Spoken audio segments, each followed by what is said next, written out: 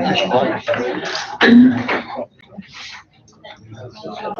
Okay, good evening, everybody. It's 5:30, so we'll commence the meeting, and welcome to tonight's executive meeting.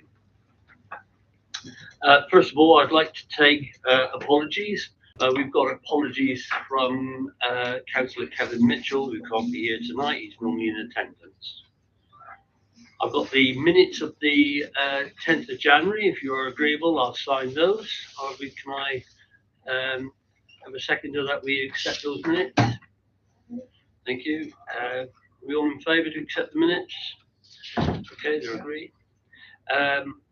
We've got item 4 is local government access and information, exclusion of the press and public. There is an item 18A and item 19 and 20, and at the appropriate time we will pass the appropriate motion to get us into there. We have no public questions this evening, which is item 5. But before I go into item 6, I wish to make an announcement, and that is that I shall be bringing a paper for noting to the council meeting on the 21st of February, which outlines the process for the appointment of a new chief executive. You will recall I reported it to the December meeting. That is the intention to go internal in accordance with Standing Order 50A, and that's what we will do. A notice has gone out to the staff today at 3 o'clock advising them that I intend to do this, and so I intend to start the recruitment process from tomorrow. And what will happen is an advert will go out internally tomorrow up and until the 28th of February, and I hope to start the interview process early in March to report back in the appropriate manner to full council to have an appointment of a new chief executive for the authority. So I just thought I'd say that. That's just for your information. So we now move on to item 6, which is an urgent matter, Mark, which is the response to the East Devon local plan update consultation in Collinson. Thanks, Leader. So this is similar to the urgent item that we brought to the last exec in relation to the Team Bridge local plan. So there wasn't time in the sort of statutory consultation process to bring a full report to exec. So we're just letting you know for information that we've sent our response in to the consultation. The sort of details are set out in those minutes and in the paper in front of you. But if you've got sort of any queries about that, I'm sure that we can help with that. But it's fairly clear what we're saying in terms of that plan and what our concerns are. It's very much in relation to the need for East Devon to consider our adopted or our proposed strategy for development, which is brownfield first, to protect the things that are special to Exeter, including the green hills, the surrounders, and that being the most sustainable solution. So we're asking all our district council colleagues, really, including East Devon, to consider that, and at the same time consider the implications of significant large-scale development on the edge of Exeter, to make sure that consideration is for sustainable development, connectivity, placemaking, active travel, all of those things that are built into Exeter's strategy to be considered when those schemes come forward at a more detailed stage. Okay, thank you, Ian. As I say, it's just for noting, and so it's noted. Thank you for that. I'll move on now to item 7, which is the General Fund stroke HRA estimates and capital programme. You will see there's 3 recommendations within it, which is I'm going to ask David. I'm going to ask David to just talk to his paper. I don't need that all read out. We've all got it there in front of us, which is quite a long time, so we can see it. So David, can you talk to the paper, and then I'll come on to. I think this one's yours, Barbara, and we'll come on to that in discussion. David. Thank you, Leader. This is the proposal for full council on the 21st of February of the budget for Exeter City Council. This includes the general fund budget as well as the HRA budget, and both the general fund and HRA capital programmes for next year. So in terms of the general fund revenue position, we'll concentrate on that first. I'd just like to update members. The provisional settlement came out the 20th of December, 21st of December last year, quite late. And the final settlement was announced yesterday by the government. In terms of the impact on Exeter, it was zero. One of our grants went up slightly. Another one of the grants went down by exactly the same amount. So the overall position is that the final settlement is exactly the same as the initial provisional settlement in respect of Exeter. So in terms of new homes bonus, that's also been confirmed at exactly the same amount, so around £672,000 of new homes bonus. And I'll remind members for the third year in a row that this is the final year that the government intend to provide new homes bonus, and there should be an announcement over the summer of what they plan to replace it with. So I think it's fair to say that in terms of the general fund in particular, but right across the housing revenue account and capital programme, this has probably been the toughest year that we faced, certainly in my time at Exeter, with the amount of pressures, spending pressures that we faced, very similar to every household and business. Energy prices have been significant. We had a large pay award agreed nationally, which we've had to implement, which was far in excess of what we budgeted for in this financial year, and therefore we've had to make that up. And therefore it's safe to say we had a significant funding gap to address. It moved from the start of the year looking around £2.3 million of reductions required to topping out over £6 million. We've used some of the funds that we set aside during COVID to reduce the impact in this year, but we were still required to save over £3 million in the budget. As you're aware, and there's reports on the agenda, we've set up the One Exeter programme to help address this shortfall in funding, and I'm pleased to say that with significant work from officers and members, that we're able to propose a balanced budget which identifies additional income and service reductions totaling around £3.7 million. And that's a really great effort by all, because what it does is put us in a strong position for the future. There are a couple of issues that have arisen in the past month, positive issues for once, that I'd like to share with members. Firstly, the government have announced an extension or a new non-domestic energy support package. The package that they're providing gives a limited amount of support to business. However, it's important to note that that's above the amount that the tariff is set below the amount that we have budgeted at. So we are likely to benefit either from that or from the fall in wholesale gas prices that are being experienced at the moment. So one way or another, it's likely that the cost of energy that we've budgeted for will be more than what the actual reality is.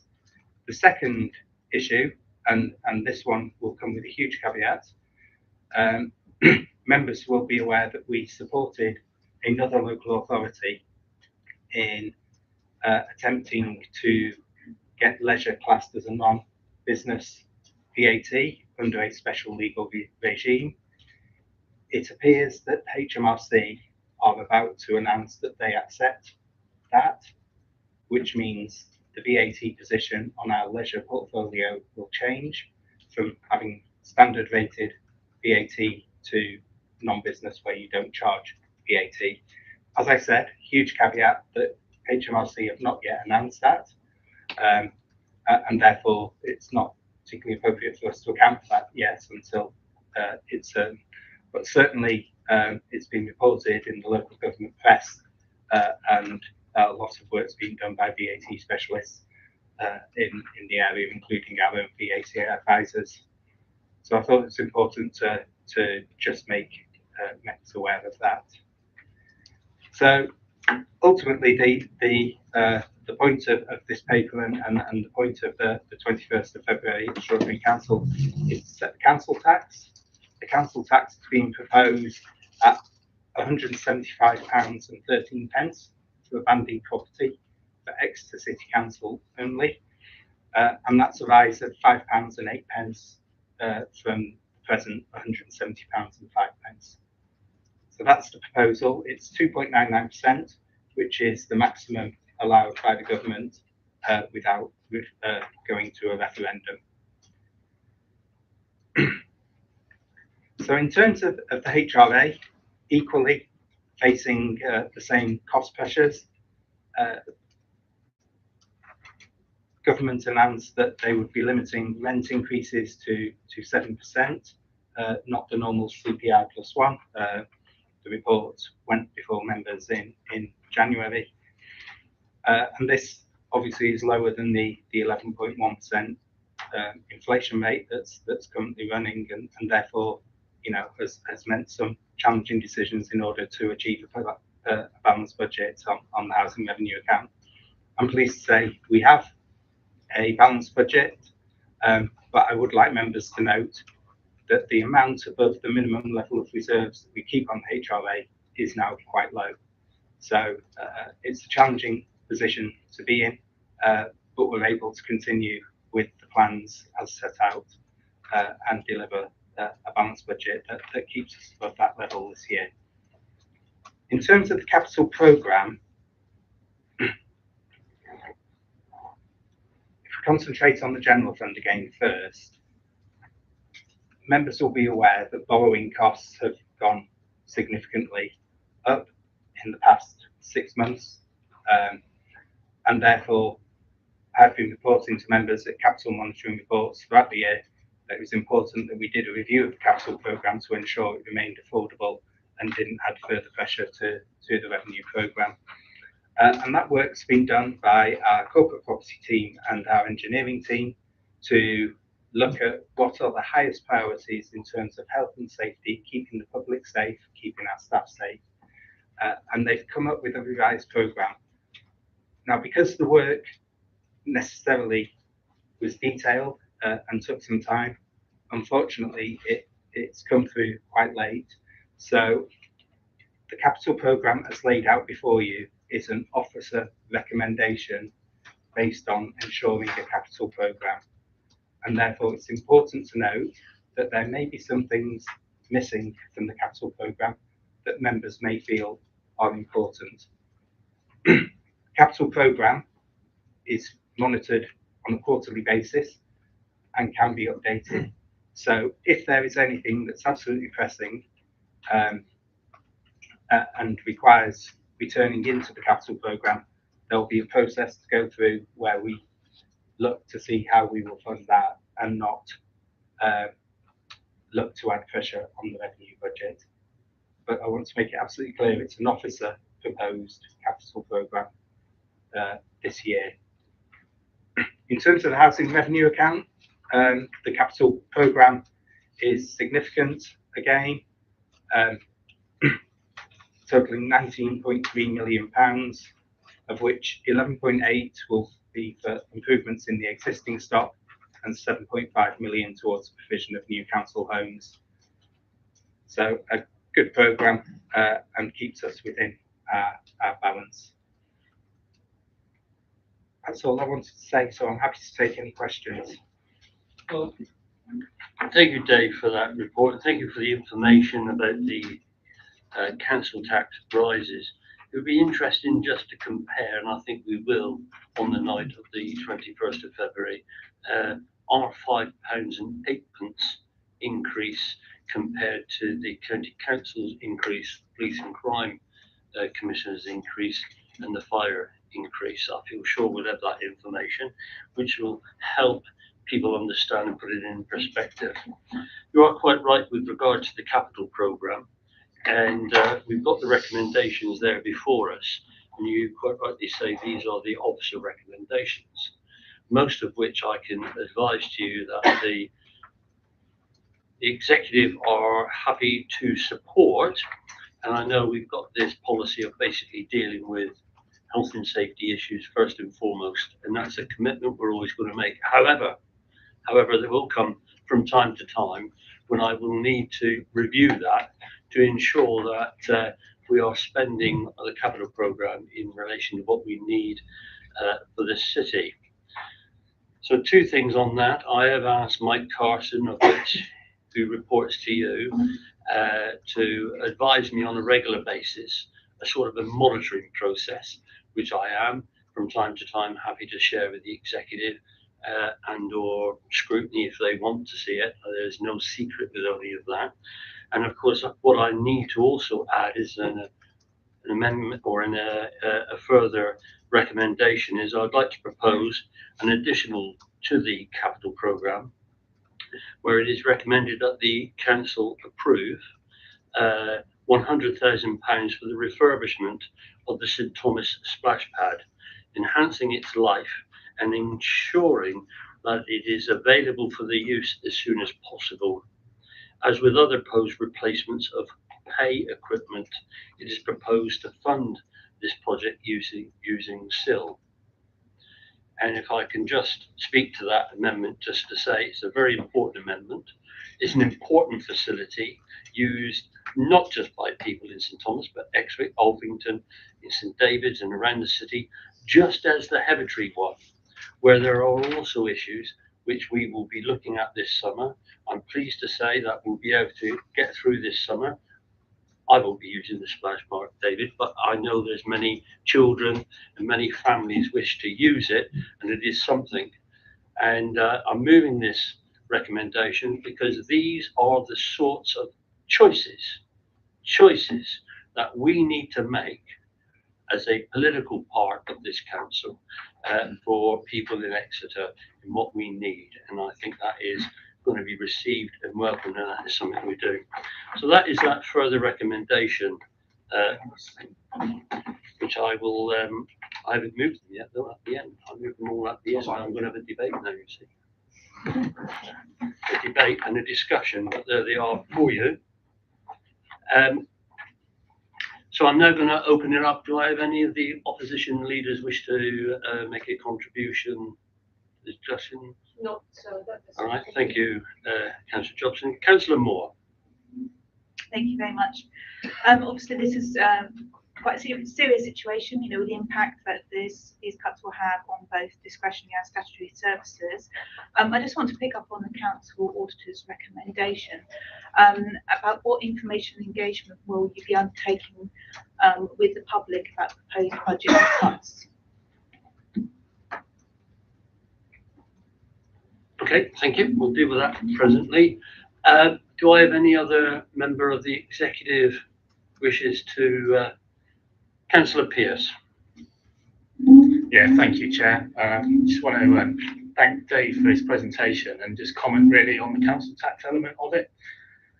£175.13, absolute bargain, I think, for what is delivered here in the city, and to only have a 4.99% increase is incredible. And I think the residents of Exeter will be really thankful that they're not in Thurrock, Croydon or Slough, or any of the other authorities that have not been so prudently managed over the previous years, then they've actually gone bust, gone bankrupt. So they're being faced with impositions of 15% and upward rises to their council tax without referendum.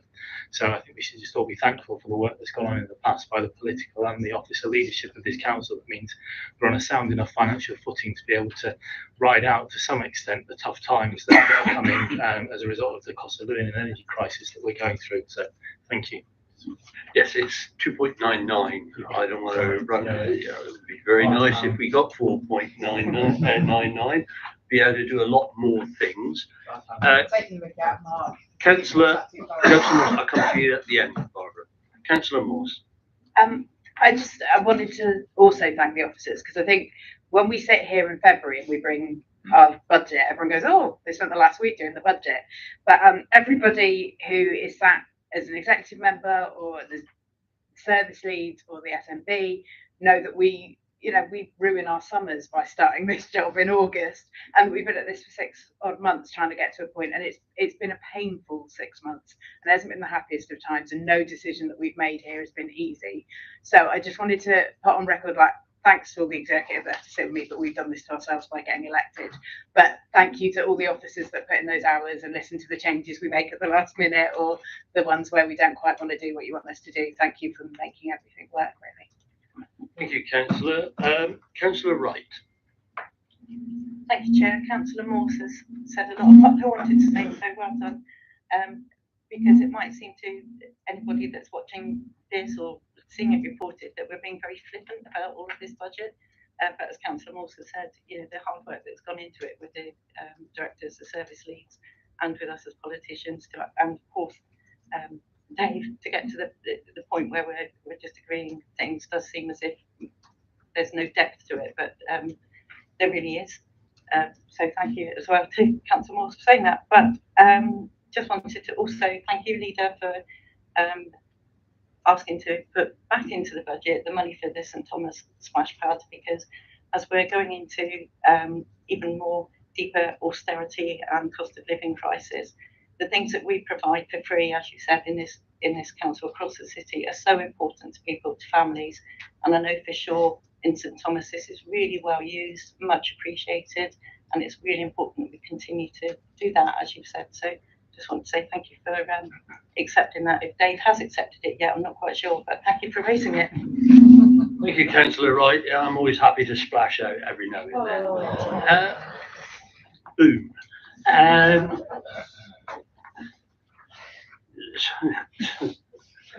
Councillor Denning. Thank you, Chair. Again, I'd like to thank all of the officers. Within the HRA, it's been quite a difficult time. Lots of discussions. At one stage, Binda and I didn't know whether we would be sending Christmas cards to each other through different discussions. As a joke, that is a joke. Okay, that is a joke. That is a joke.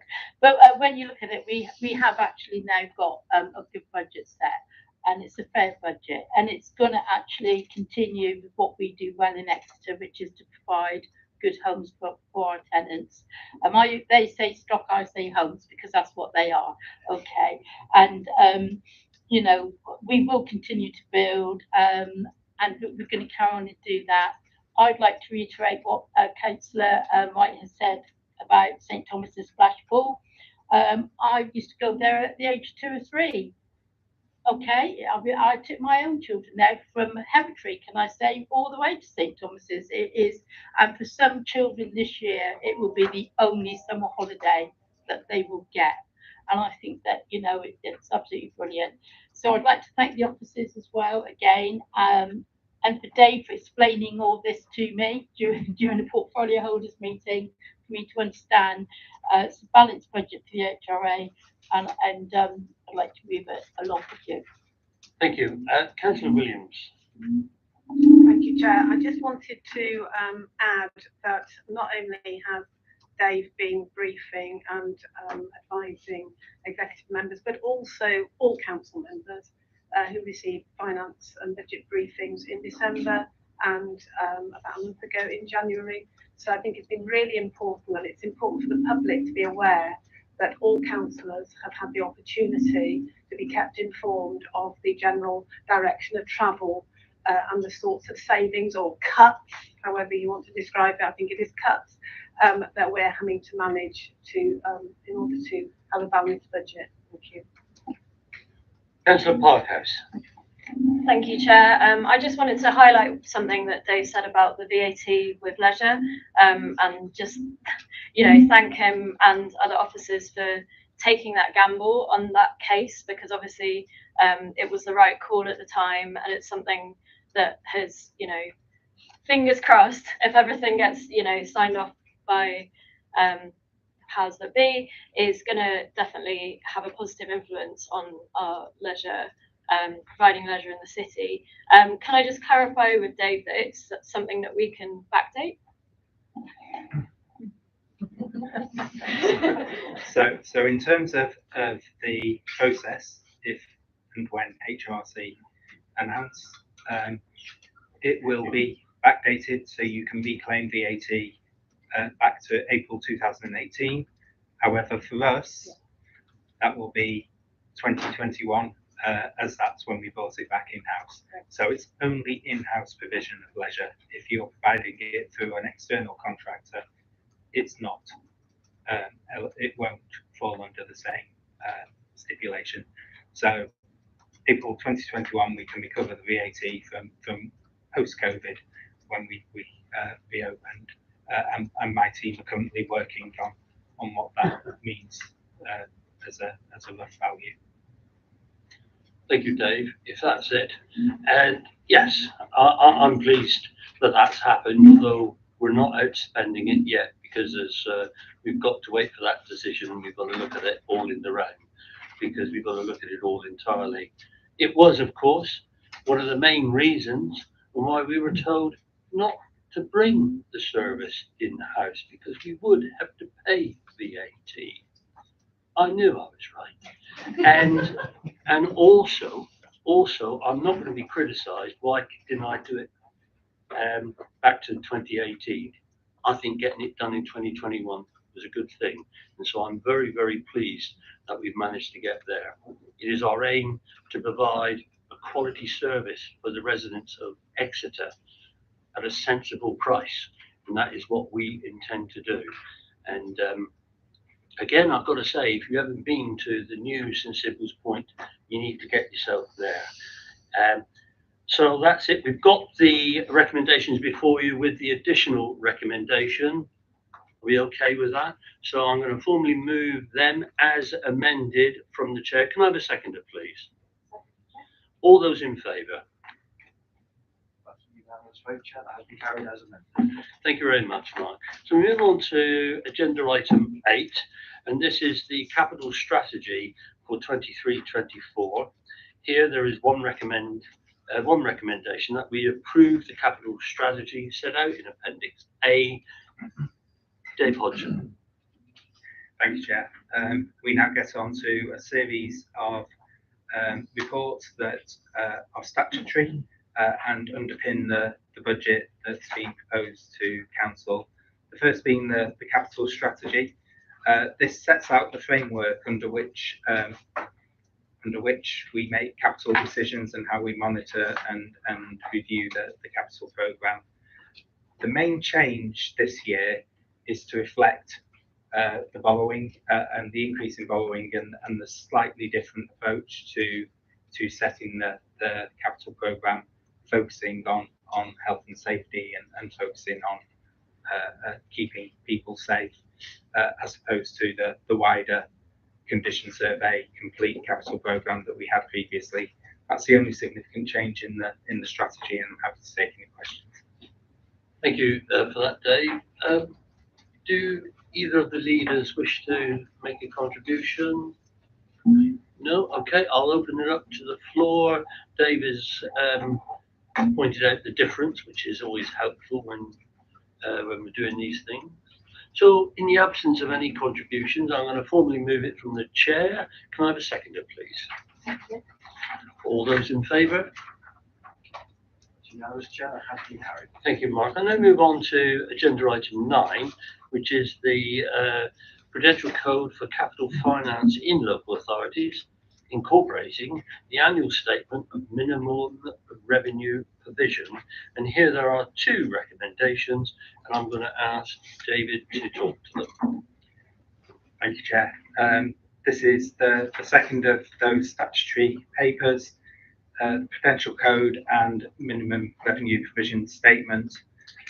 Let's start with the Minimum Revenue Provision Statement. This is an analysis of how we set aside our statutory amount for the repayment of debt. And there's a number of methods we can use. In the City Council, we tend to use the asset life annuity method, which means that you repay the cost of borrowing like you would a mortgage as you go along. So we only have to set aside the amount that relates to borrowing for capital assets. We don't have to set aside an amount for something that's been paid fully, for example, by capital receipts. So we use the annuity method. So effectively, you're paying for the asset over the life of the asset. To report two key areas. So MRP overpayments are allowed. You're allowed to make voluntary repayments of debt, and we did for a number of years. And as at 2023, we still have overpayments of 3.836 million. And then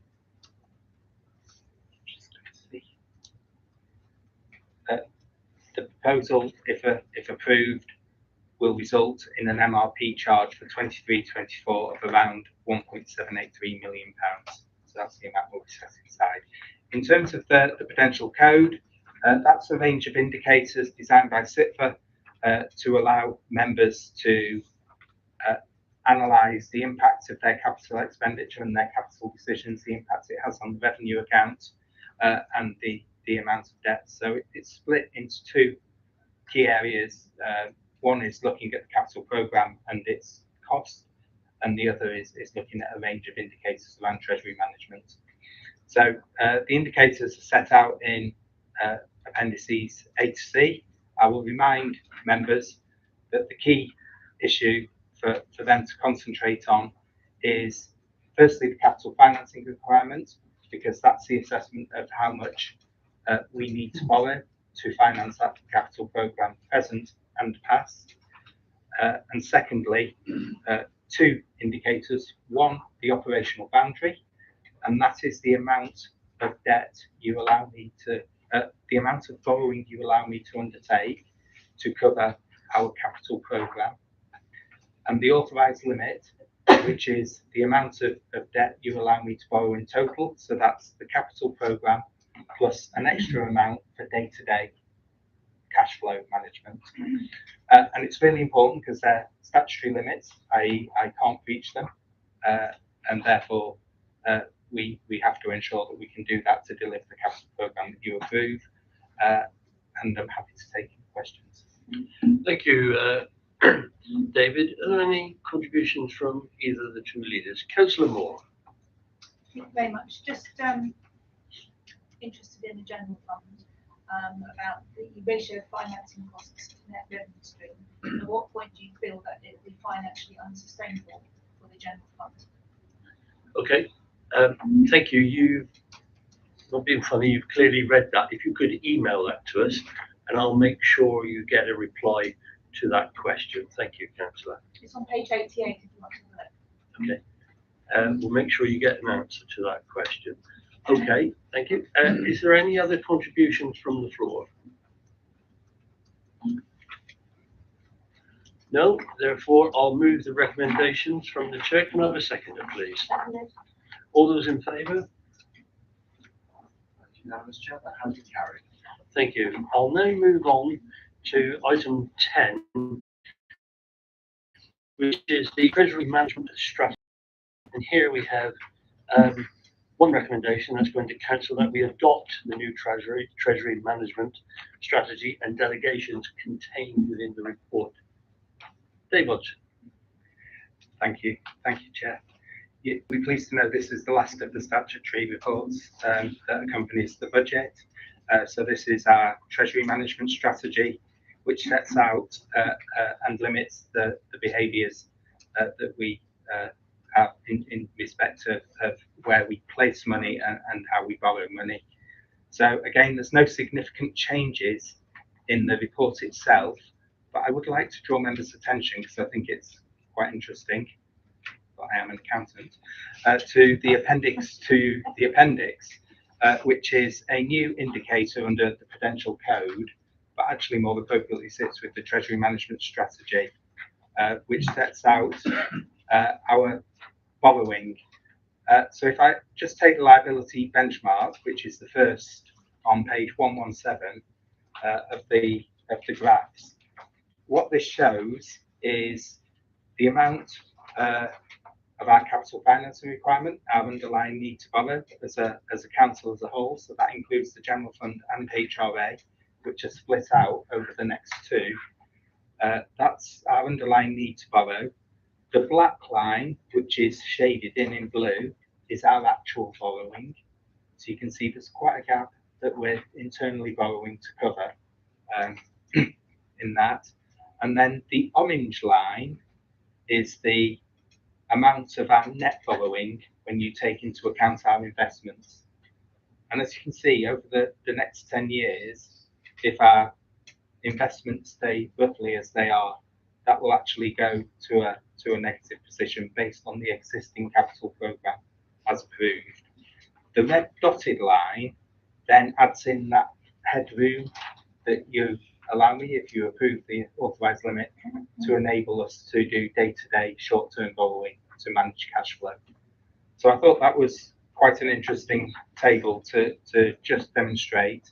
And then if we just look at just very quickly at the two, you can see a significant headroom between the actual borrowing and the underlying need to borrow on the general fund, as opposed to the HRA, where we tend to undertake long-term borrowing to match the underlying needs. So that's pretty much absolutely its limit, underpinned by the £56 million that we originally had to borrow to buy ourselves out of the subsidy regime. But I'm happy to take any questions. Just to say, David, so looking at these graphs, we're going to be nearly net zero by 2030. Okay. That's what it's projecting. Any of the opposition leaders wish to say something? Councillor Moore. Thank you very much, Councillor Bailick. I read this one as well, and I would like to ask a question which you've heard before, which is about, this report says there's no carbon net zero or climate change implications. However, we're still making investments in climate wrecking banks such as Barclays.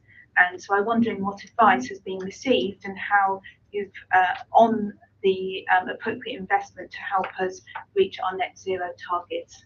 Thank you. Thank you, Councillor. We'll try, as I say, we'll try and get you, because I'd be interested to see that answer in writing as well. We'll try to get those answers published to everybody else. Can I ask any members, would they like to make a contribution or ask David anything?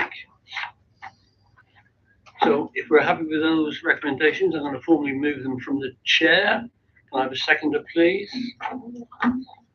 Thank you. All those in favour? That is unanimous, Chair. Thank you. Thank you very much. Here we are, item 11, council tax premiums. And here you will see there's a series of recommendations, 3 recommendations as such. And I believe, David, you're going to thank you. David. Thank you, Chair. I promise this is the last time you'll have to listen to me tonight, at least. So this is a report which seeks approval to introduce a range of council tax premiums from 2024-25. It's important that if you wish to proceed with this, that's approved by council prior to the 30th of March 2023, because we have to give 12 months notice in respect of this change. What this does is it will allow us to charge a premium on empty properties from after 1 year as opposed to the current 2 years. and then further premiums on properties where they're empty for more than 5 years or 10 years. It's important to say to members, this is part of the Levelling Up and Regeneration Bill, and it's still making its way through the House of Parliament. So this is a preemptive strike in anticipation of it receiving royal assent prior to the 31st of March 2023, so that we can enact it. And I'm happy to take any. I think it's also important to say that for Exeter City Council's council tax as a whole, so that includes the county council, police, and the fire, the estimation is that it would result in an additional £1.5 million in income. Our proportion of that would be around 8%. Yeah, thank you. I was going to ask you that, what we would get. So I've taken your point. We've got to hang on to this government until the 31st of March. Right. Does any of the opposition councillors wish to say? Councillor Moore. Thank you. Yes, I very much welcome this paper and these proposals, because as we all know, there's a housing crisis in Exeter, especially for people to rent. And obviously, I'm not able to make any recommendations, but I would welcome a discussion with the leader, because I think there's an opportunity to further, not in a massive way, but potentially increase the supply of housing in a way other local authorities have done. So, for example, single people currently receive a council tax relief, so and they would lose it if they rent out their spare room to other people. And there is a great need for single people and even couples in the city, and particularly amongst those groups, amongst those who are refugees, because they find it hard to rent somewhere because they haven't got a track record. So I think a room in a house, if a single person has a spare room, would be a good opportunity, a stepping stone for a short period to build up a reference for taking on a rented place themselves.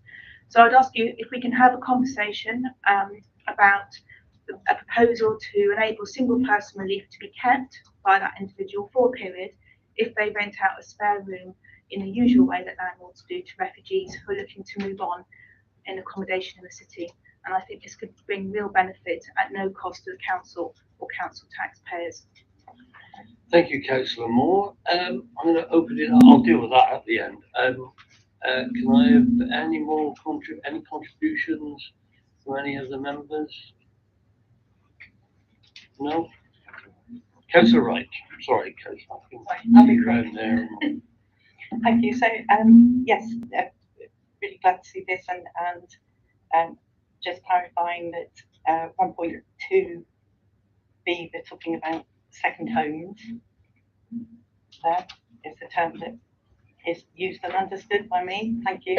And a question, if it can be answered, that we still do, I'm presuming, have a facility when homes are empty, that we do contact people, don't we, that have got empty homes to see if they can bring them back into use, and that's still happening.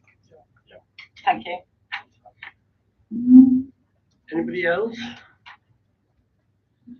Okay, well, I'll just finally say that obviously a number of other local authorities have been doing something similar, and that's been reported. I'm pleased to say through the Devon Districts, an organisation of which we are members of, there is a housing strategy which is being undertaken. If we are likely to get the Tier 2 devolution, homes and the strategy on homes is something that we will be focusing on and working with the other authorities. On this particular issue, we have not a similar problem like the South Hams, which I always hear them going on about, but they are talking something like 18% of their properties fall into this category, and some of the coastal places. So I totally get it. When you look, we were talking about 505. As for council tax premiums, this is specific to this, and even if I was to get a recommendation based upon that, Councillor Moore, I wouldn't accept it because that's nothing to do with this proposal. You're asking me to look at something else. Always happy to look at something else which may benefit residents. However, I'm not prepared to enter into something which may disadvantage others. There's a lot of questions to be asked around this, and we are actually looking into that at this very moment. I've had a conversation with David, the portfolio holders concerned, the Deputy Chief Executive. If we can, we will, and why wouldn't we? And if we can't, well, we won't. It is as simple as that. But we are looking at that. But it's nothing to do with these particular recommendations.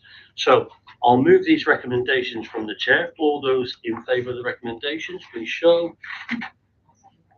Yeah, I'll second it. That is unanimous, Chair. That has been carried. Cheers. So we now move on to item 12, which is the One Exeter annual review. And I'm going to ask the Deputy Chief Executive, Bindu, and I understand that the Programme Lead for Organisation and Transformation, Lorraine Betts, will also give us a presentation shortly. So, Bindu. Thank you, Chair. Just really for clarification, there are two reports for you this evening which have the title One Exeter in them. Members may recall that the One Exeter programme has two quite distinct aspects at the moment. So the first one is developing a fit-for-purpose organisation, and the second one is delivering the challenges of the medium-term financial plan.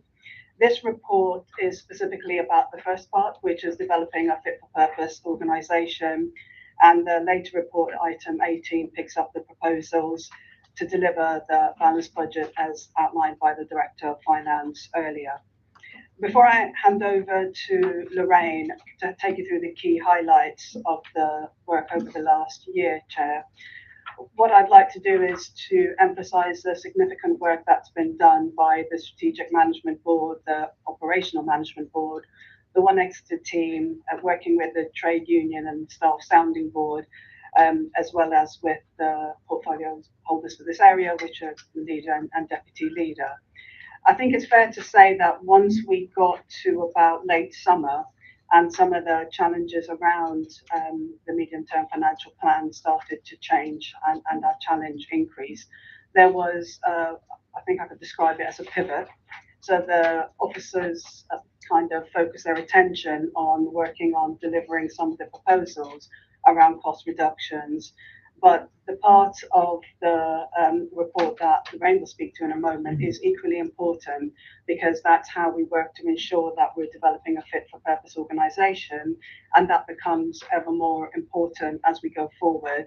So part of what officers will be looking to do is bring back to members proposals about how we address that, and that will be very much focusing on our work around customers and how we deliver our services to customers, including looking at opportunities for digitalisation. That's all I wanted to say, Chair, by way of introduction, and I'll hand over to Lorraine. Lorraine. Thank you, Bindu. So this time last year, we took a report to Council just setting out the One Exeter work programme, which was agreed. And just as a reminder, I've included that in the report, just so that you can see the framework that we're working to and the work streams that we developed as part of the work programme. Bindu's already talked about some of the work that we've done to engage everybody in this work. So it's not just something that we've plucked out of thin air, it's something that we've developed with our stakeholders in the council and beyond. So we've met, or Bindu's met regularly with leader, the portfolio holder, the deputy leader, to bring them up to speed with everything that we're doing. We've met regularly with the union.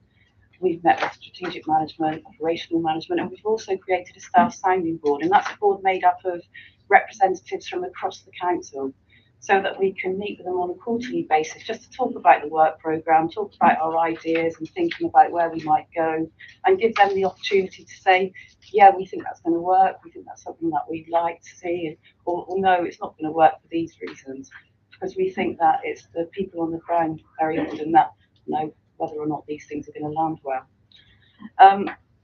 The next part of the report talks about what we've done over the last year, so some of the work that we've progressed. You'll see that there's a long list, and I'm not going to go and talk about every single item on that list because we'll be here till midnight, but what I've tried to do is just pick out a few of the key points. So one area of work that we've done over the last year, in consultation with staff, is to put together an employee wellbeing framework, and recently we conducted a staff survey to say to people, what would you find useful and helpful in terms of a framework? We understand that we're going through a period of significant change. It's uncertain for people, and so we've acknowledged that through this change period and beyond, we should have a framework in place to support our staff. The employee wellbeing framework is going to get reported to the Strategic Management Board, hopefully at the end of this month. We've also looked at developing a values and behaviours framework. So we've always had values, which have been in the corporate plan, but we've never really had anything which explains to staff, you know, what we're looking for them by way of contributing to those values. So what we've done now is, as well as having values, we've developed some behaviours that we'd be looking for. And those behaviours are built around the type of organisation we want to be in the future. And they aim to sort of break down those silos and create that sort of one team ethos of collaboration and joined up working. We've shared those with staff, but what we will do before they go through any approval processes, that we'll share them with members as well, so that you've got the opportunity just to give your feedback and thoughts and reflections.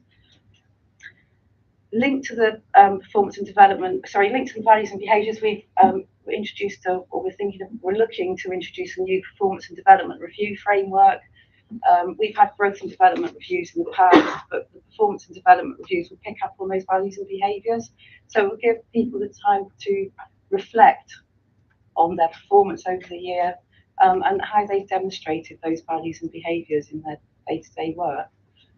And finally, and we've talked about this earlier, so I won't go on about it too much, but towards the latter end of last year, there was a huge piece of work that was done around service reviews. And there were two elements to that. One was to ask service leads to look at how they can help us to deliver that fit for purpose organisation and deliver our One Exeter design principles. And the other element, which you'll see later on in the separate report, was how they can help us to identify that 15% cost reduction. And services have been brilliant in doing that work. They all delivered, and not only have they identified proposals for this year, they've also come up with ideas for subsequent years as well. So in terms of the next 12 months, and in terms of really probably the next 4 months, a key area of work for us is going to be developing a customer access strategy. So I think over the last couple of years, we've all talked about delivering an exceptional customer experience for our customers. And everybody's got different ideas about what that means. So some people say, oh, it's digitalisation. Some people will say it's a single point. Some people say chatbots. Some people say automation. So I think because of that, nobody's got a real idea of what our vision is for the customer, because everybody's got lots of different ideas. So what we're going to try and do over the next 4 months is really articulate what is our vision for the customer. So in 3 years' time, when a customer comes to us for a service, what is it going to look and feel like for them? So we're going to spend some time thinking about that. It will be informed by customer insight, it will be informed by customer feedback. And when that strategy is ready, we'll bring it to you for your endorsement. Another area of work, and it's another big area of work that we'll be looking at this year, which I think you're all aware of, is that there will be an organisational restructure. So we're looking to bring in a new structure in April 2024. So again, that's all work in progress. And when that proposal is ready, it will be brought to all members for your consideration. And I think that was really all I wanted to say, unless you've got anything you want to add into it. So anybody's got any questions or comments? No, that's wonderful, Lorraine, and not a PowerPoint presentation in sight, but I thought that we were going to have. That was very informative. Does any of the opposition leaders wish to make a contribution? Councillor Moore. Thank you for your presentation. It is quite a massive process, and it's good that staff are involved in that. So that's really noted. I just wanted to ask a couple of questions in terms of service redesign. I mean, what's really hard? It seems that obviously you haven't got a typical customer. How are you able to take on the widening inequality in Exeter and how that might affect customer needs and how services might need to respond to that. And I'm also interested on page, I can't see my page numbers here, but in your box at the front, there talks about leisure service review. It talks about the service being cost neutral. Does that have a date by it, and does that involve contribution to repaying the loans that have been taken off for that service? Thank you. Okay, we'll take those on board and we'll get back to you because they, not as simple as they look. There's other areas in relation to that, but I've made a note of them and we'll try to get back to those because some of those things, again, we would like to know and I think it would be informative for the executive. Okay, so is there any other member of the executive wish to make a contribution? Councillor Wood.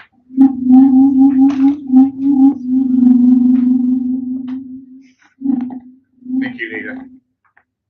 Yeah, it's working. Okay. I think one of the things I'd like to commend the staff who've engaged with this programme and the staff who've led it. It's incredible the work we've done before we hit pandemic. We were ahead of the curve and we were able to deal with a lot of the challenges the pandemic presented us with because of this work. We were able to go hybrid. We were able to work from home. And that put us in a fantastic position to deal with the needs of the city and put us in a far better position than a lot of other councils faced. I think there's a myth of a kind of dusty old council offices that's now so far from reality. And the efficiency and the effectiveness of the services we present is being reviewed and looked at and analysed, and the best, most efficient and effective service is the result. But thanks very much to the staff for their engagement, because change is a really difficult thing for people to absorb and accept. And I understand that even though it's a challenging thing to look at the work that you've done, maybe for many years, and reevaluate it, rechange it, I understand that staff have been very, very good at engaging with this agenda. And what we've had as a result is a more efficient system and made those difficult cuts that we keep being faced with. So I just like to thank the staff for all that they've done towards this outcome. Councillor Gousset. Thank you, Lorraine, for that presentation. You mentioned customer service. I was very interested in the pilot and ongoing review work in customer service. The numbers there are quite daunting. 64% of callers do not refer to the website before calling. And the most important one is that 27% had no internet access and or access to a computer. I'm just wondering how you're going to address that. Thank you. Well, I'll come to you at the end. We'll pick things up. Councillor Williams. Thank you, Lorraine. I also echo thanks for your report. I too am a bit concerned about those customers, residents who are accessing information. I think one of the barriers at the moment is that our website is not easy to navigate. And given that savings does involve moving more towards the digital experience, I'd like to know whether you have any plans to use our customers to trial, to test things out.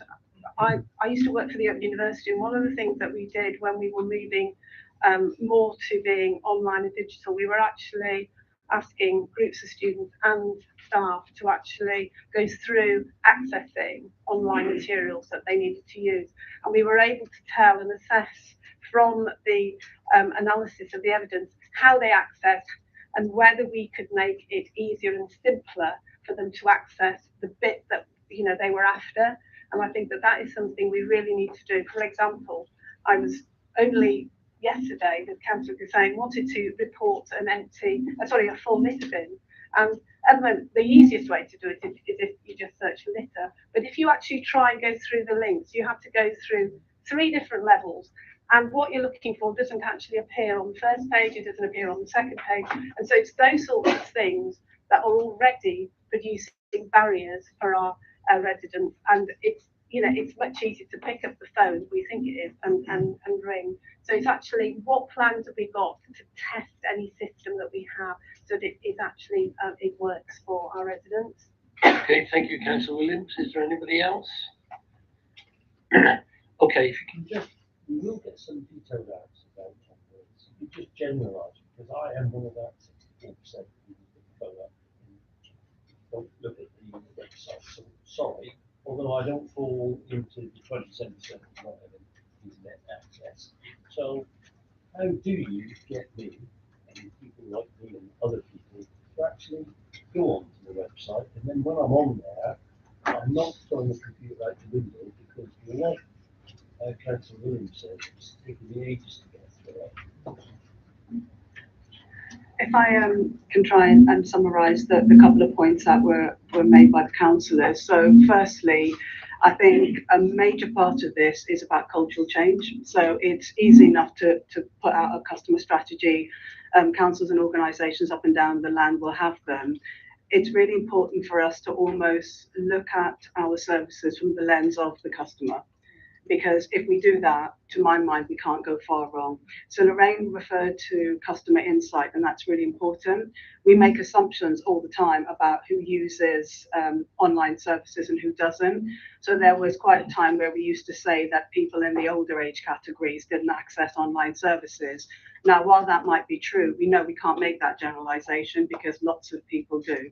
So I guess just in summary, Chair, to provide the assurance that absolutely we will be firstly ensuring that we're making our website brilliant so that people use it and use it easily, because if we don't get that right, I think it's hard to see how we'll do the rest of it. We'll be working really hard to get customer insight. We will absolutely be asking customers to test in anger some of what we're proposing to put forward, and we absolutely will be making provision for those people who aren't able to access our services online. So the way we would envisage it, obviously ahead of putting together formal proposals and a strategy, is we want to reserve our most expensive face-to-face transactions for those customers who need a real proper listening to.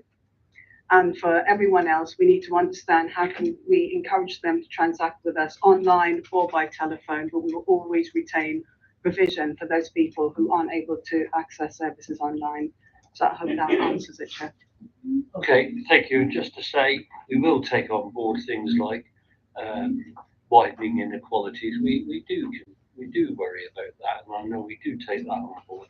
With regard to cost neutral stuff and everything else like that, this report is just asking us to note the progress, not asking us to make any recommendation or deal with those issues.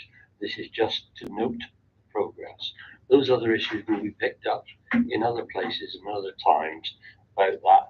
The points are taken about inequalities, and I think many of us have attended many sessions, and you've got this new councillor ability to get onto all these training courses that we're doing to make sure we access all of that. I do it, so I hope others do it as well. So there is the recommendation. I move it from the chair. Can I have a second, please? I would second that, Chair. All those in favour of the recommendation, please show. Thank you very much.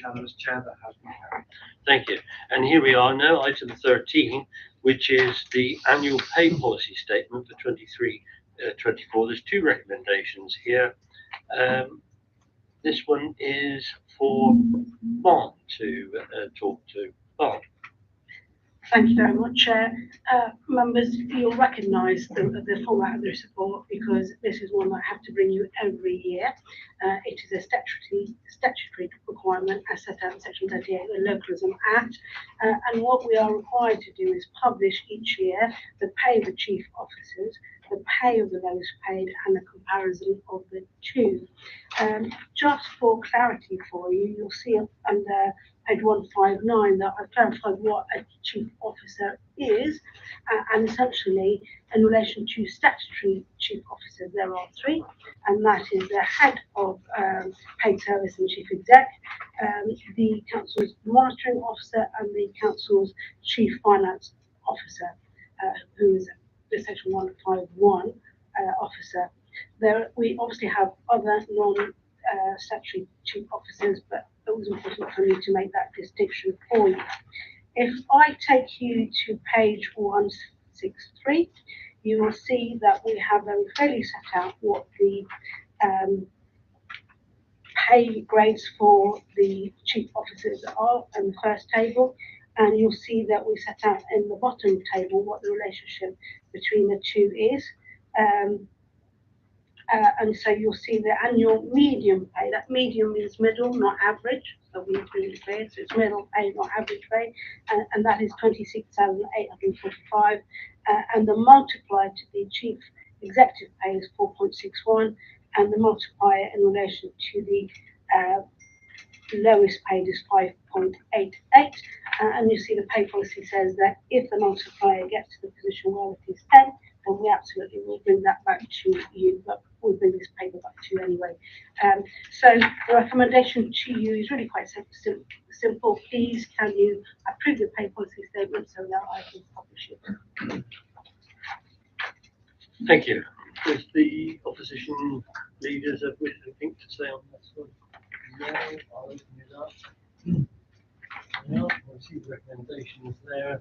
We're all happy. I think it's a good report, and it certainly demonstrates that we're not an organisation that has a lot of fat cats. We don't have no fat cats, and many big people in the business world could learn by some of our multipliers, in my view.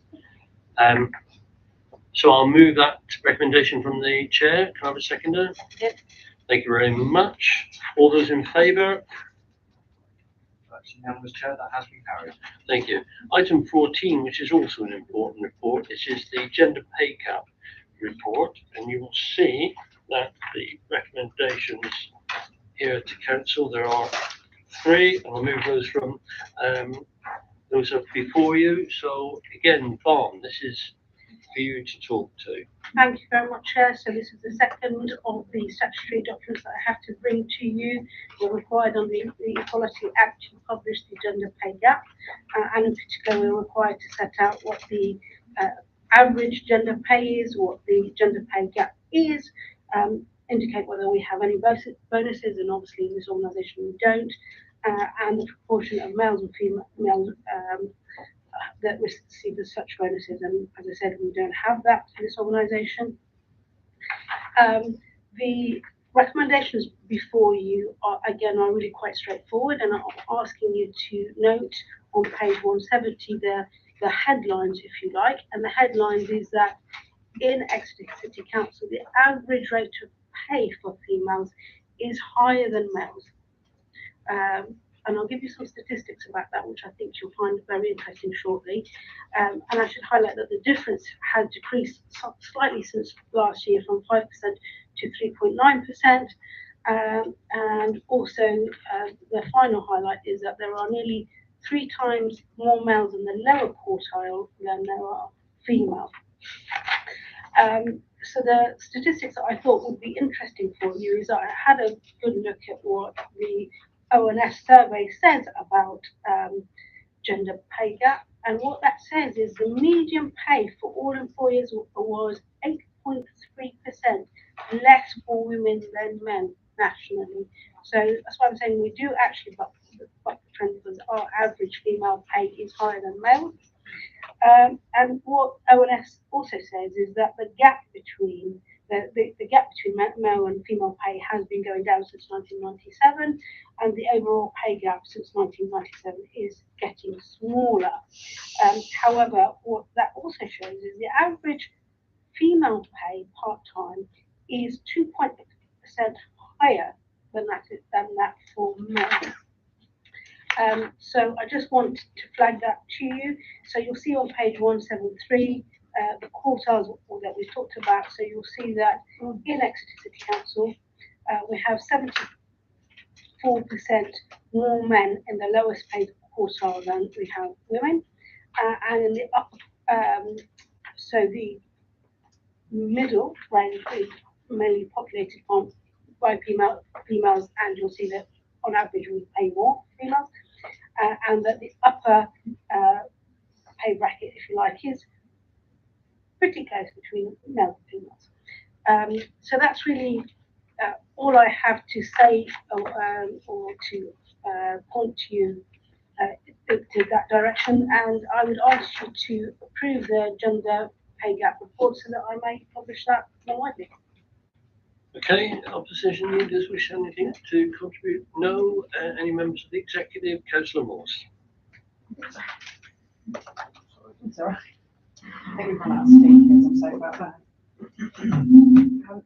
Every International Women's Day, there's a lovely bot on Twitter that every time an authority or any company says Happy International Women's Day, they tell you what the pay gap is in their company, which is genuinely quite alarming.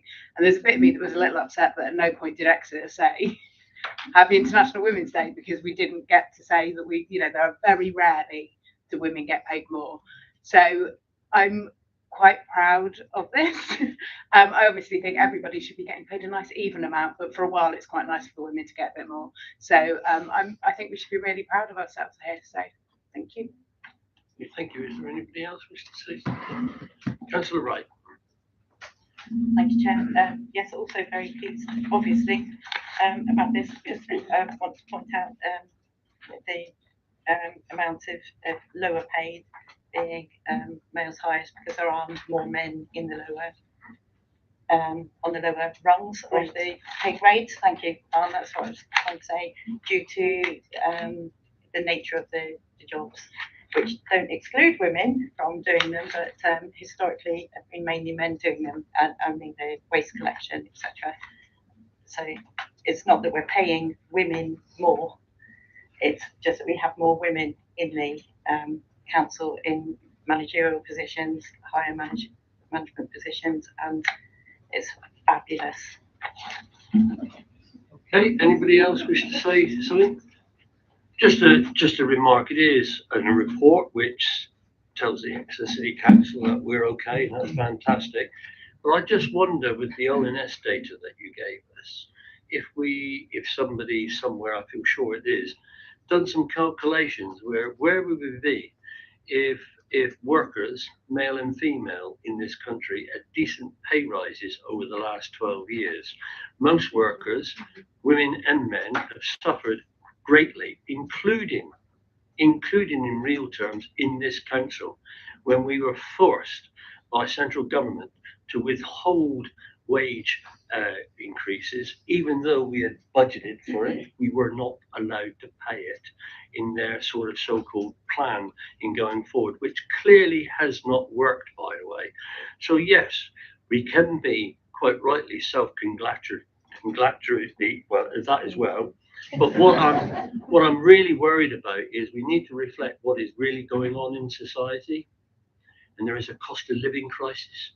People are suffering on a daily basis.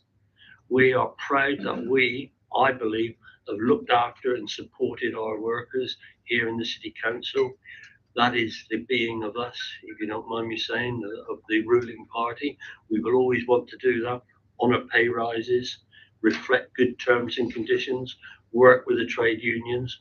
My concern is, unfortunately, it's not happening everywhere else. So if people are watching this and they haven't fallen asleep yet, join a trade union, get active, and start organising for decent pay in this country. So on that point, I'll move the recommendations. Can I have a seconder, please? I second that in solidarity, Chair. Thank you, sister. All those in favour? Thank you very much. I'll move on. That was serious, by the way. Move on now to item 15, which is the homelessness and rough strategy. We've got one recommendation here, which I'll ask Councillor Martin Pearce to read out. Councillor Pearce. Thank you, Chair. The recommendation is that the Executive recommends to the Council that the strategic priorities for the new homelessness strategy and the proposed governance arrangements are approved. Thank you, Councillor Pearce. I'm going to ask Ian Collinson to talk to this report, which, if you thought 12 months ago when you came to this council, did you think this was the job you were planning? But what it shows is the versatility of all the directors in the management board. Ian. Thank you, leader. That's very kind. I feel that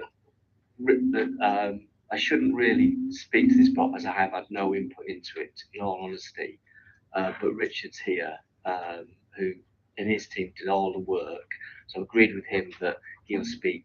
Okay, Richard, that's it. Richard, if you can give us your talk to the report, please, Richard. Thank you, Chair. Thank you, Ian. That also demonstrates the delegation powers of.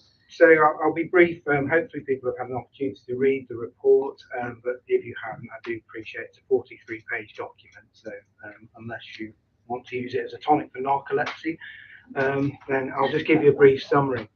So it is essentially a 5-year strategy to 2027.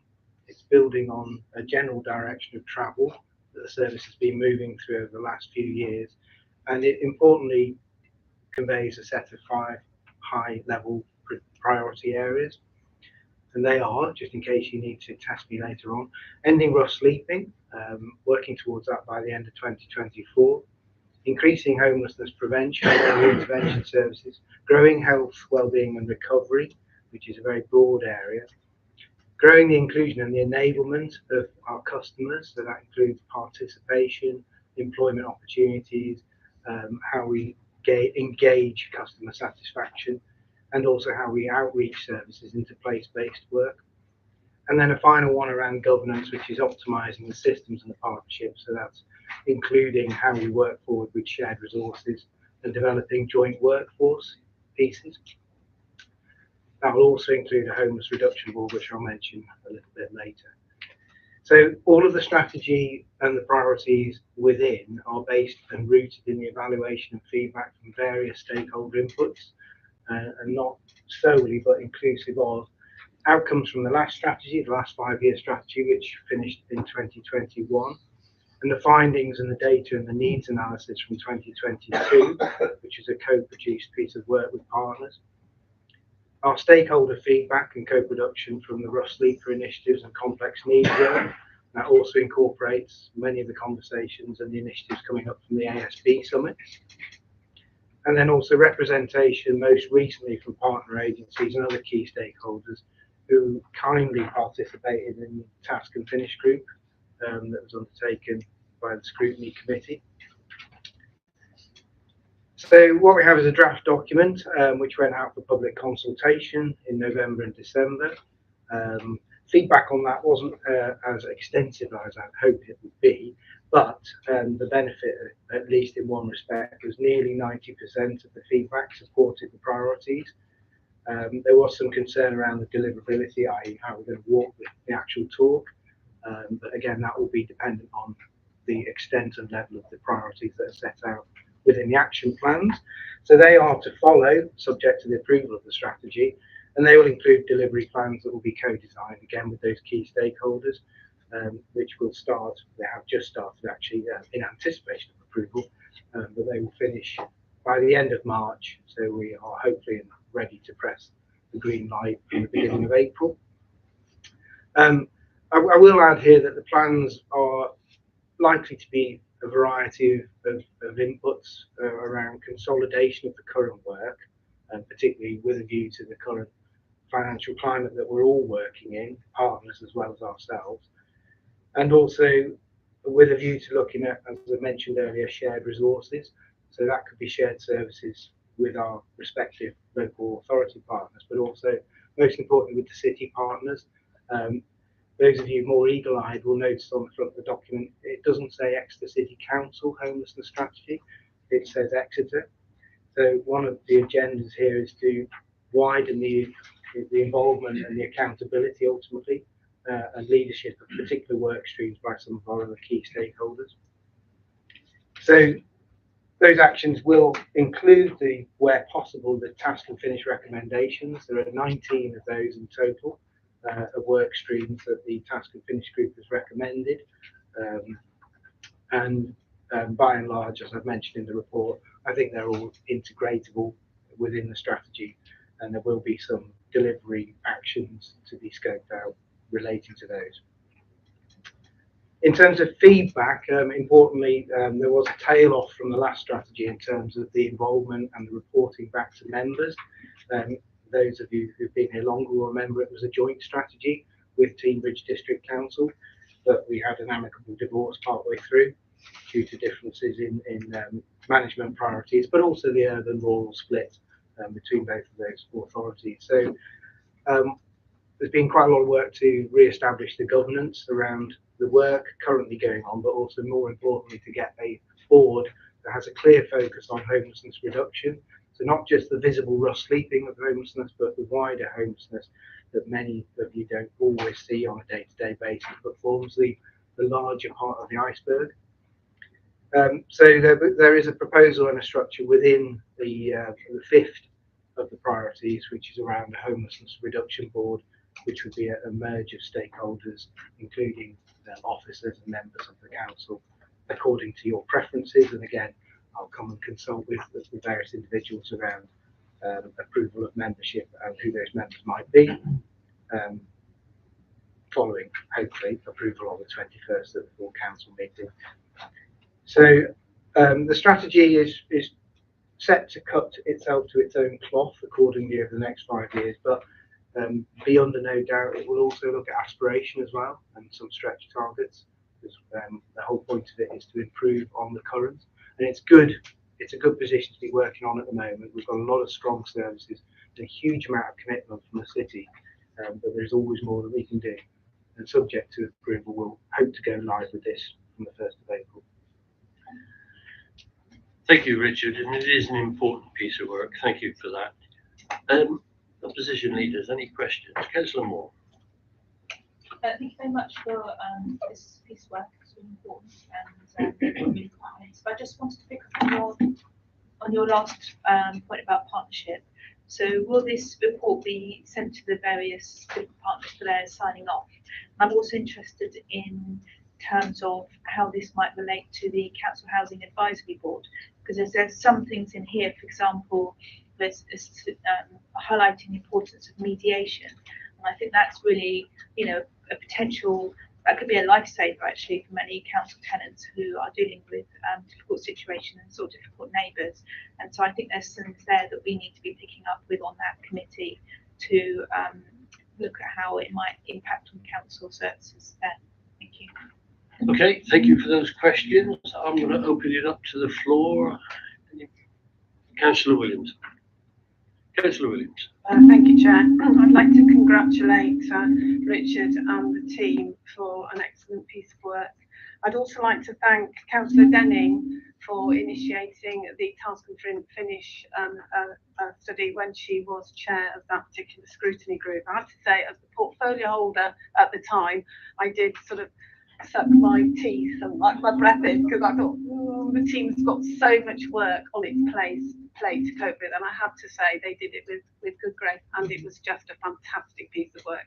So and you know, Richard, my congratulations and thanks. I have to say though that I think one of the priority one, ending rough sleeping by the end of 2024, is, I don't think it's possible. It does depend how you define rough sleeping. But what we have to do, the government actually requires us to measure who's rough sleeping on the streets on one night in a year. And I went out when I was portfolio holder, and we found far fewer people that year than the year before. And it's to do with, I think, if you talk to the team that works with those who are sleeping rough or have got some sort of accommodation, they know who's out there, and it just so happened on that particular evening there were a few of them not out sleeping.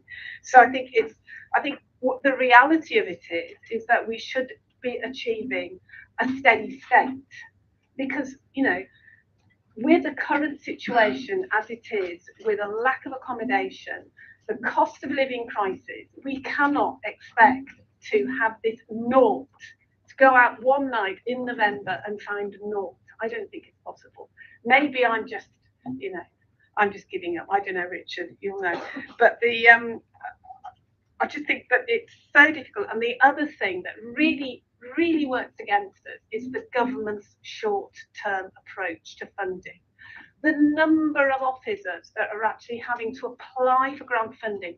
You never get 100%. We're always having to match it with this, that, and the other. It only lasts a year. And I remember that time that we actually got some government funding to purchase move on accommodation for some of our rust sleepers, only to be gazumped something like 2 weeks before the deadline, money had to be spent.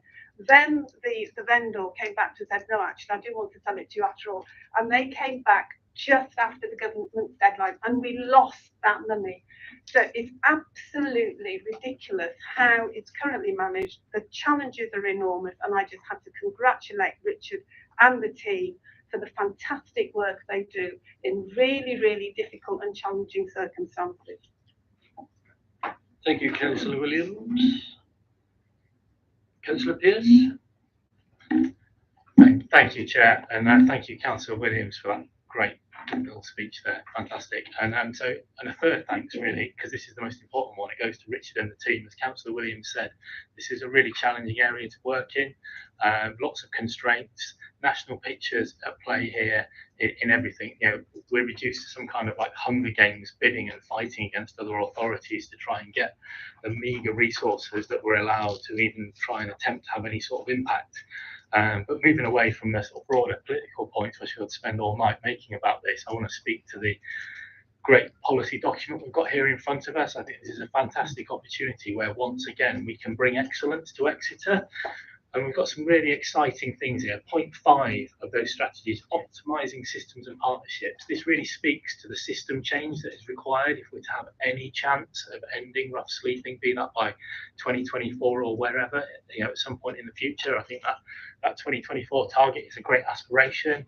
And if we use the government's new sort of directions as to what counts as being homeless and rough sleeping, it being, you know, short-lived and infrequent and not repeatable, then maybe we've got a chance on that. But as Councillor Williams so correctly pointed out, the chances of us going out on the national count night, no matter what the weather is, because this last year in November, it was like one of those Devon monsoon nights where it was pouring with water and Paris Street was like a river. So there were far few people out there bedded down at the time we were doing the count, because even if somebody is engaged with services and we know they're homeless, if they're not bedded down, the technical description for them that night is not as a homeless person. They're just out for a walk or whatever, even if it's 3 o'clock in the morning. So they don't count in the figures. So you know, there's lots of legislative constraints on getting a true picture on this, but you know, we've been able to identify, officers of our city council have identified what needs to be changed and what we can change to try and have an impact. So that's what I'm really excited about. And there was a few words that kept coming up in what Richard was saying: stakeholders, partners, co-production. And they're not buzzwords. You know, this is about the values, and the only way we can solve this, because we can't do it on our own. None of the partners that work in the city, be that St Petrox, CoLab, Julian House, BCHA, whoever it is, no one can do this individually. It's too big a challenge for any one person. So we all need to work together. And hopefully this document, as Richard pointed out, the Exeter homelessness strategy, not Exeter City Councils, but ours collectively, can go some way to achieving what we need to and what we set out to here. So thank you to Richard and the team. Right, thank you, Councillor Pearce. And just to say, the strategy is good, a lot of work is done, many of us are out all the time, and yeah, I'm appalled the fact that, you know, one night is the count, I mean, but they're there every night, you know, or a number are there every night. I've just been looking at page 218 and 219, where we look at between the last 3 years and what's happening now. We've created that online housing service providing 24/7 all year round client access. We've got Fairlets, 19 new tenancies, launch of a housing first service with for the most entrenched sleepers, 15 homes plus dedicated into that. You then look on the next page about the rollout of the new tiered single homeless pathway, incorporating delivery of 123 units. Then you look down through to what we're doing on pathways for homeless people, women at risk, and also for young people. And on that point, you've mentioned the task and finish, and that was a good piece of work, and thank you for doing that. But there's it's not just us. You mentioned we're working with other partners, and we are. And I think, I would like to recognise the work, for instance, of the Exeter City Trust and Julian Tagg and his team, and the housing that they're putting in. However poorly they play of a Saturday, they are doing a great deal of work in the community. And it's the same with Tony Rowe and the Exeter Chiefs Foundation. The amount of work that they are doing in the city in contributing to the war must be recognised.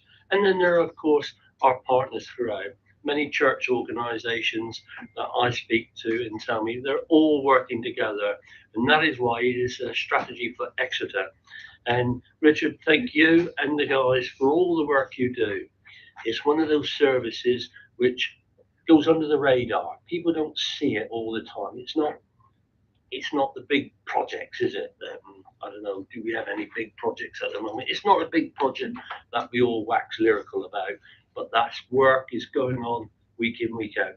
So well done and congratulations, good work there. But of course, it's never ending for you guys. I do appreciate that. So I'm going to move the recommendations from the chair. Can I have a seconder, please? All those in favour? That's unanimous, Chair. That has been carried. Okay, I'm now going to move on to item 16, which is the National Portfolio Organisation funding for 2023 to 2026. You can see what the report is about. I'm going to ask the portfolio holder to move the recommendations for us, please, and then I'll ask Pam to speak to them. Thank you, Chair. Before I do, I have to make a declaration of a non-pecuniary interest, as I sit on the board of 2 out of 4 of the funded partners that we're talking about here.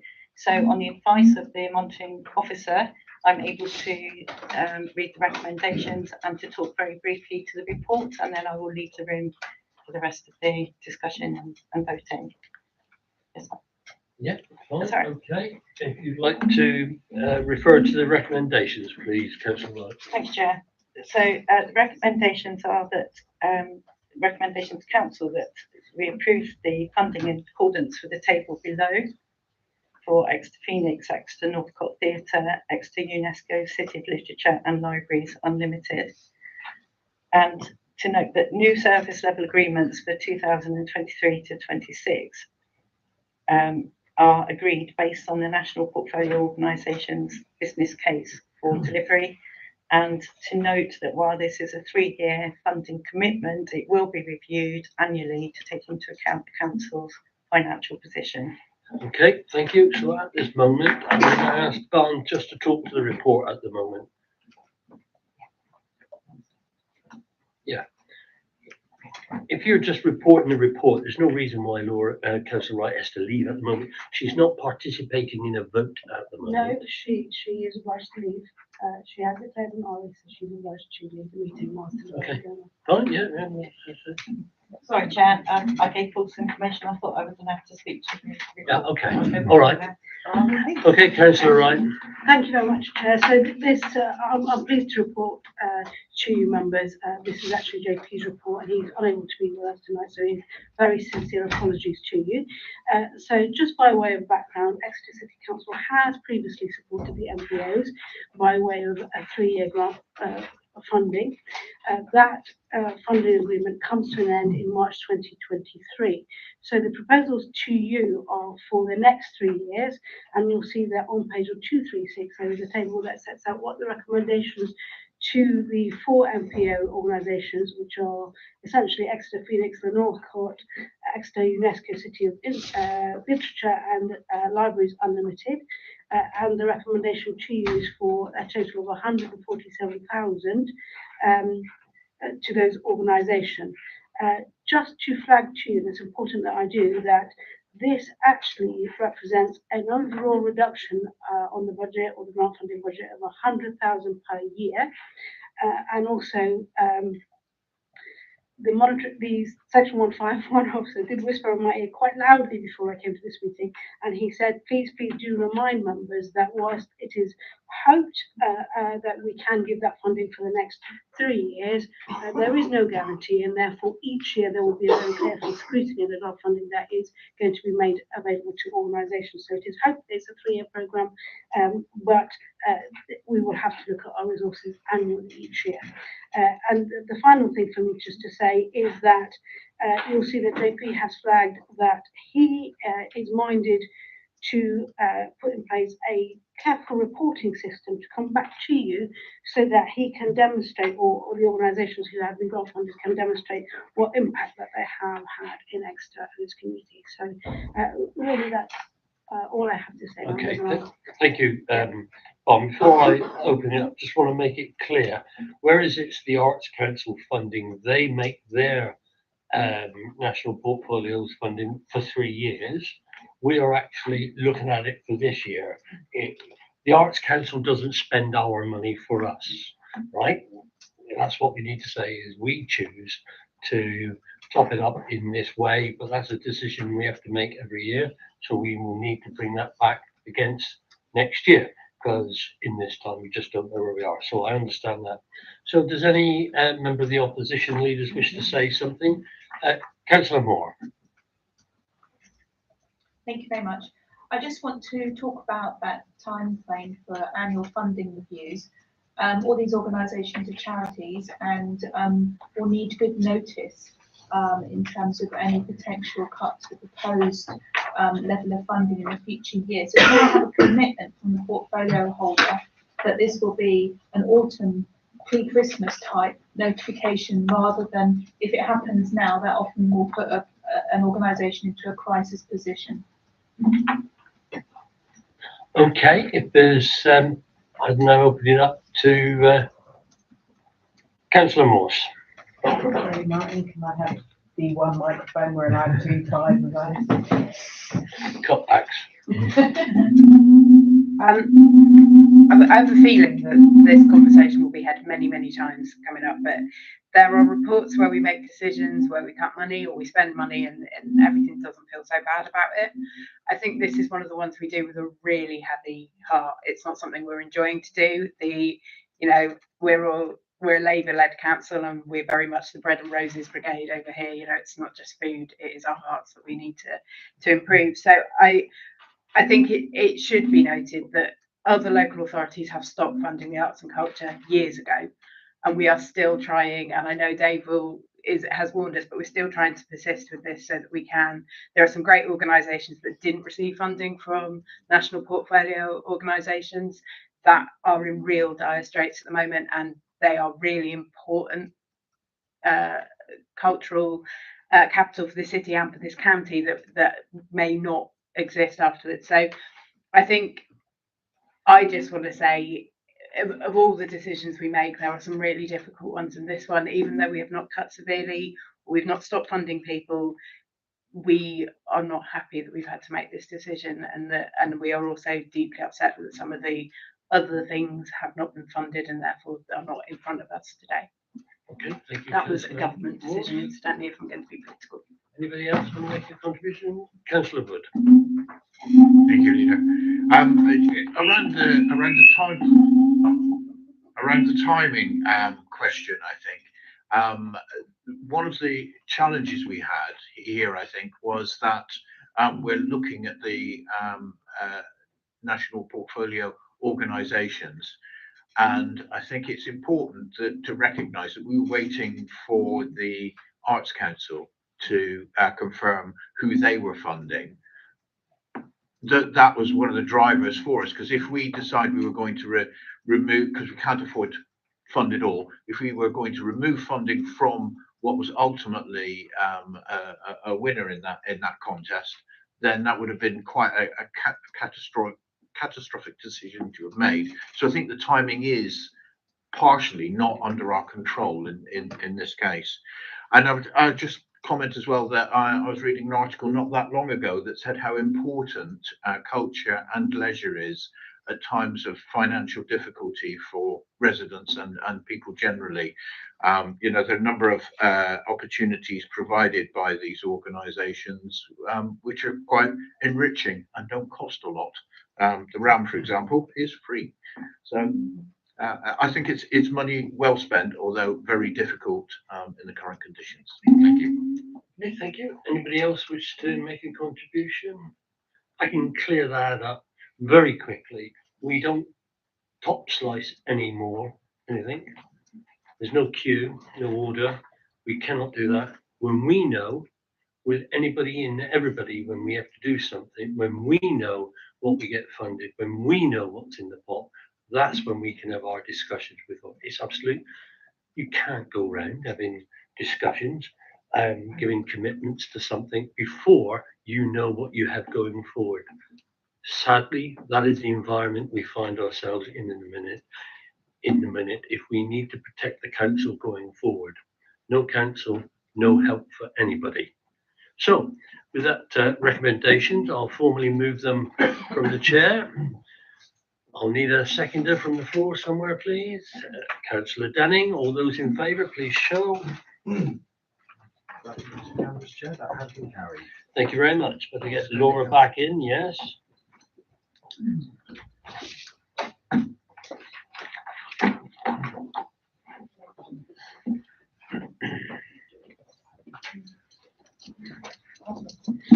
And here we are, we've now got item 17, which is parking tariffs for 2023.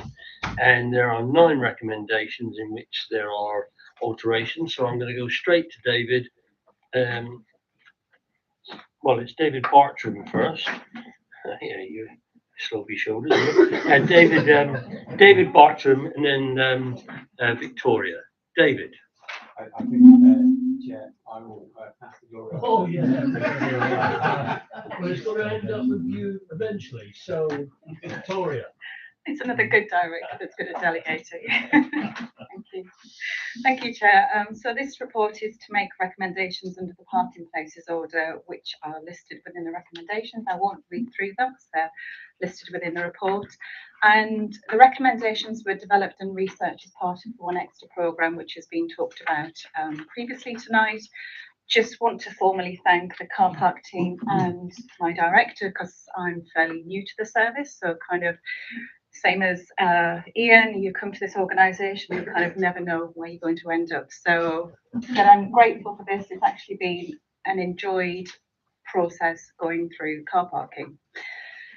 So, and I do say that with a sincere heart. Honestly, it has been an enjoyable process. As part of the review, we also researched other cities of a similar size and similar nature as to what they include in their parking structures. So it wasn't just looking at Exeter in isolation. It's anticipated that recommendations would generate an annual income of just over £10 million to the City Council. That includes existing daily car park tickets, parking permits, penalty charge notices, solar income and rental income that the car parking achieve. As part of the changes, we're going to highlight what the parking fee pays for across the city, and it's not something that we do at the moment. So on the tariff boards, when we change those, we're going to highlight what parking covers, such as a wide range of discretionary services like the RAM, parks and green spaces and leisure, just to highlight to our customers what they are paying for. Post-COVID, car parking hasn't recovered to pre-pandemic figures, but it's only a couple of percentage points down, which is encouraging going forward. And that's a result of some commuters still working part-time from home, part-time working in the office, which is having an impact on income going forward. Looking across the city, footfall is up 0.1% on 29 figures, so it's encouraging that it's going the right way in terms of city centre. To support this work, income is going to be set aside for maintenance. That has been an area when I first took on the service. It was something I was really pushing for, so I'm really thankful again for my director and director of finance for really embracing this and pushing it forward. This will be really looking at the look and feel of our car parks, safety, and how can we introduce carbon reduction measures within our car parks. And again, the car park team are really grateful and thankful of this.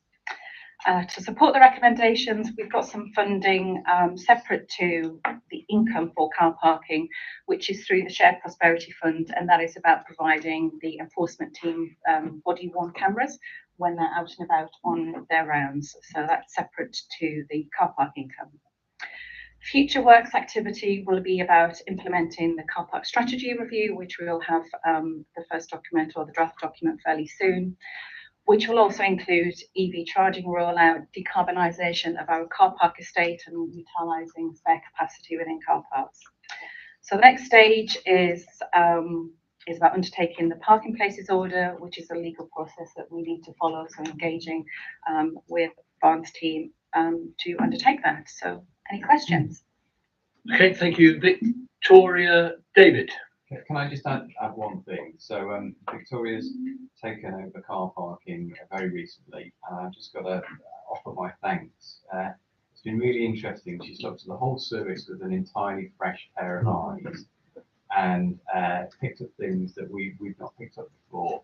So I just wanted to say thank you for the hard work. It's been a very steep learning curve. I think this is a really good approach and adds a lot of consistency to our approach to car parking. Thank you very much, David, and that's shared by us all. Does either of the leaders wish to say anything? Councillor Moore. Thank you. I just wondered if you could clarify, I'm not sure if there's a discrepancy or I've misunderstood. On point 8.8, it says extends the charge period from 8 to 6 to 8 to 10 for all central and zone 1 car parks. And in the chart following, it says that the Guildhall, John Lewis and Mary Archers until it's demolished, there'll be no charge and there'll be free car parking on Thursday, no change. There'll be free car parking on Thursday evenings, and the other ones have changed in the central area to be extended until 10 p.m. So is that an error, or have I misunderstood that these ones are going to keep free parking on Thursday evenings? Thank you, Councillor Moore. That is something you don't have to write to me about, but I'm saying I look at this as that does confuse a little bit, and you're quite right. I'm looking at the chart. Is the chart the one to follow? So if the chart is the one to follow, that's what you follow. Okay. Councillor Denning. Thank you, Chair. I'd just like to say, I just think the idea of actually putting what you're paying for on the boards is absolutely brilliant, because how many times have I gone and parked up, went away and talked to Taunton and paid, and I thought, blimey, that's a lot to park here. Do you do what I mean? But if putting it up on the board is brilliant, I don't know whose idea it was, but it is absolutely brilliant, and I think it will cause us a lot less hassle with residents when they realise what they're contributing to. Thank you, Councillor. Anybody else wish? Councillor Gassay, then Councillor Wood. Yes, I do appreciate this report. It's very detailed, but I would like to say that this is going to go to consultation if we agree for it to go to consultation. So there's nothing, but I'm very, very pleased about the 100,000. Well, sorry, about the allocation of some money for improving the security and the feel and cleansing of the parks. So I'm very pleased about that. That's what I wanted to say. Well done, Victoria, for fighting for that one. Thank you. Councillor Wood. Thank you, Leader. I would just like to go on record as well. Victoria has picked up this this challenge quite late, and as David has said, brought fresh eyes to it, and it's been really good. I'd just like to kind of highlight, I think, that we have shifted away from the premium, the title premium for some of the car parks, and recognizing that actually there's more than those car parks in the centre of town, and so that definition, that proposed zone of central, incorporates more car parks, and it clarifies that the charging that we place on those car parks is to deter cars from the centre of town. That's not to say we stop the cars, that's just to say we are trying to influence how car use occurs in our city. And our history of doing it has actually produced results. There are less cars coming into the town centre. You might say that's bad for a town centre, but then you've got to balance that against the fact that we've got more footfall. So there are more people in the town centre, but they're not coming here by car, or not all of them. So I think that just goes to show that the strategy is delivering what we wanted to. Okay, thank you, Councillor Wood. If there's nobody else, I'll put those my recommendations. I'll move those formally. Can I have a seconder, please? All those in favour? That's unanimous, Chair. That has been carried. Thank you very much. So we're now coming to item 18, and I would advise you, there is an appendix to this. If you want to address contributions which will include the correct appendix, I need to know now because we will go straight into part 2. But I want to deal with the part 1 issue first, and then issues surrounding the appendix will come into a part 2 discussion. So as long as we're all clear on that, you see it's the cost reduction proposals. You will see the recommendations there before you, and I'm going to ask Bindu to talk to those recommendations in the paper, please, Bindu. Thank you, Chair. So this report responds to the challenges identified in the Director of Finance's earlier report, and it provides details on how the Council will deliver a balanced budget for 23-24 should members agree to the proposals identified, which will effect a reduction in the Council's costs. Section 8 of the report outlines those proposals, and these are all summarised in Appendix B. As you alluded to, Chair, Appendix A is proposed to be in Part 2 as it contains personal information that relates to staff, which will potentially identify individuals. I know it's already been said, Chair, but I'd like to commend SMB and OMB, as well as our colleagues in HR and the unions and the One Exeter programme steering group and the portfolio holders who have all worked really hard since July to develop these proposals.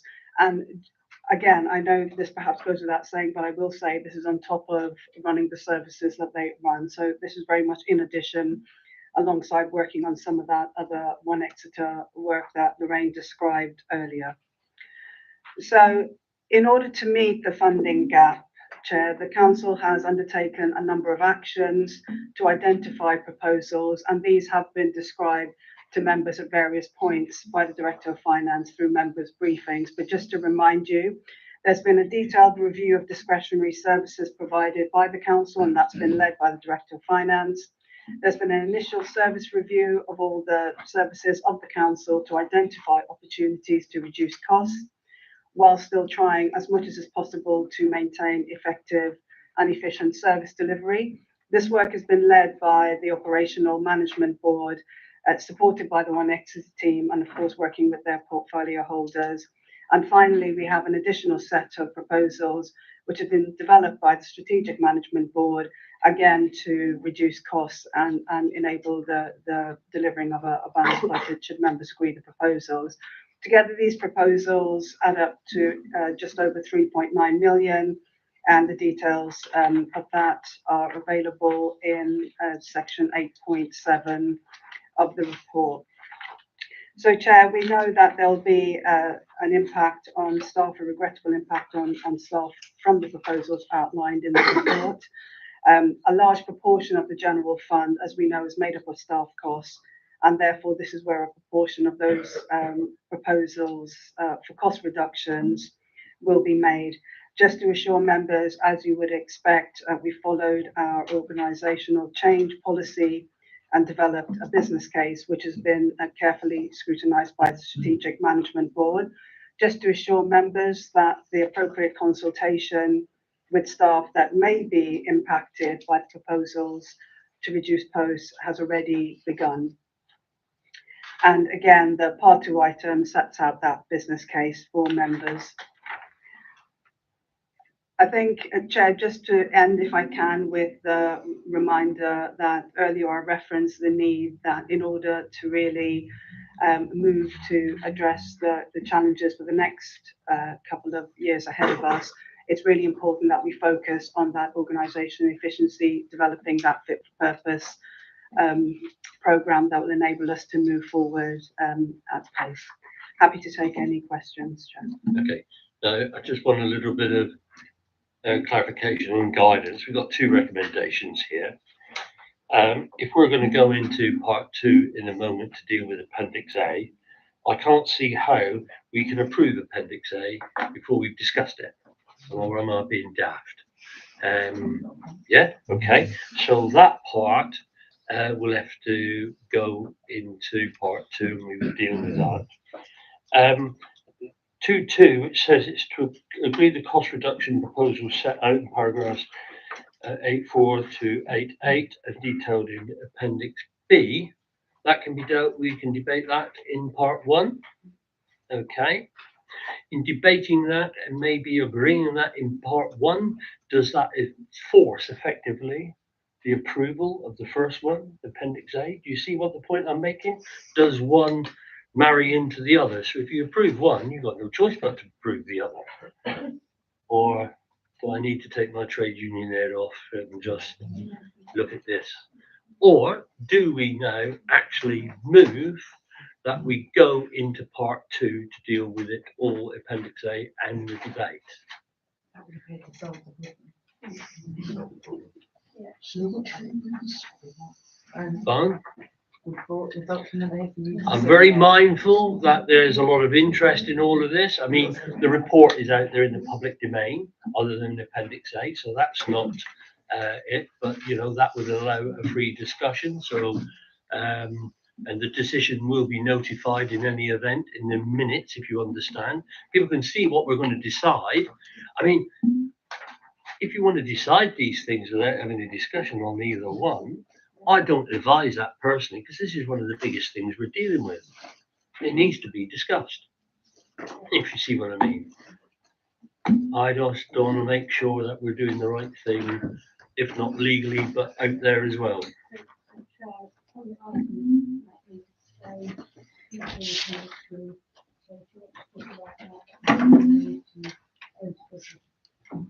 Okay, I'm going to move from the chair that we move into part 2. Can I have a seconder, please? All those in favour? Unanimous, Chair, that we have that now moved to part 2. Yeah. Thank you. Peter, you get to have your tea